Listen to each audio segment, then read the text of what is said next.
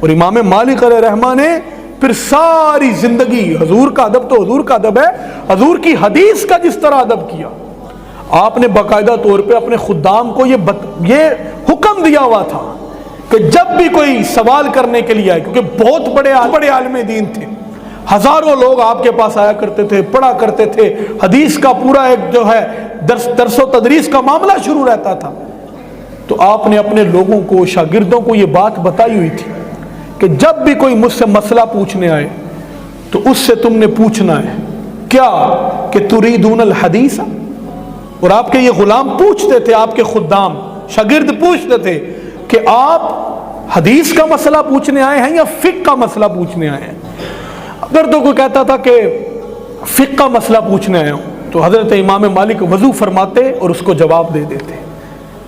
لیکن جب یہ پوچھا جاتا نا کہ تریدون الحدیث، کہ تم حدیث کا مسئلہ پوچھنے آئے ہو، تو آگے سے جواب ملتا نعم، ہاں میں حدیث کا مسئلہ پوچھنے آیا ہوں، تو پھر امام مالک علیہ رحمہ فوراً باہر نہ آتے بلکہ پہلے غسل فرمایا کرتے تھے۔ اب میں حضور کی حدیث کا ادب بتانے لگا ہوں، پہلے غسل فرمایا کرتے تھے، پھر اپنے سر پر ایک بڑی شان و شوکت والی دستار سجایا کرتے،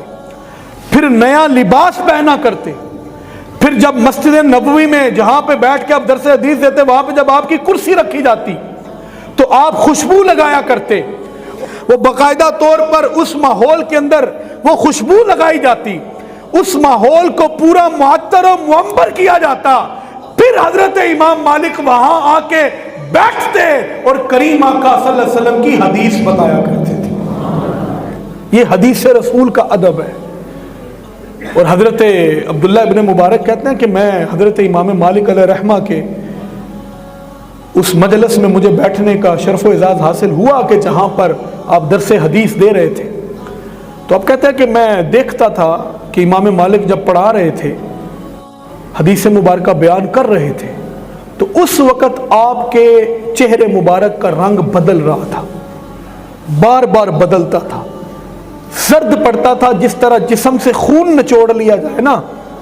تو چہرے کا رنگ زرد ہو جاتا ہے جسم میں، کہتے ہیں اس طرح مجھے محسوس ہوتا تھا کہ آپ کے چہرے مبارک کا رنگ تغیر ہو رہا ہے۔ حضرت عبداللہ بن مبارک کہتے ہیں میں نے اس بات کو نوٹ کیا، اور جب درس حدیث ختم ہوا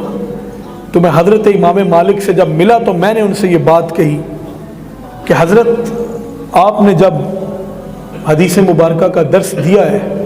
تو اس وقت بار بار آپ کے چہرے کا رنگ بدل جاتا تھا، خیریت تو ہے؟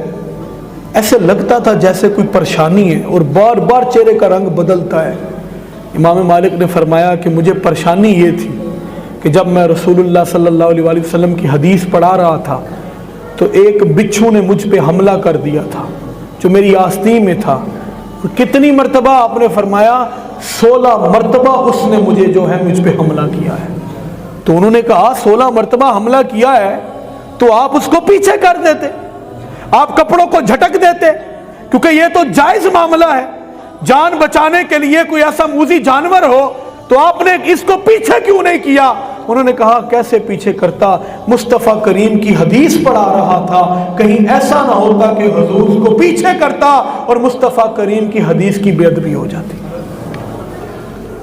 اس سے کوئی حساس پھر بارگاہ ہے،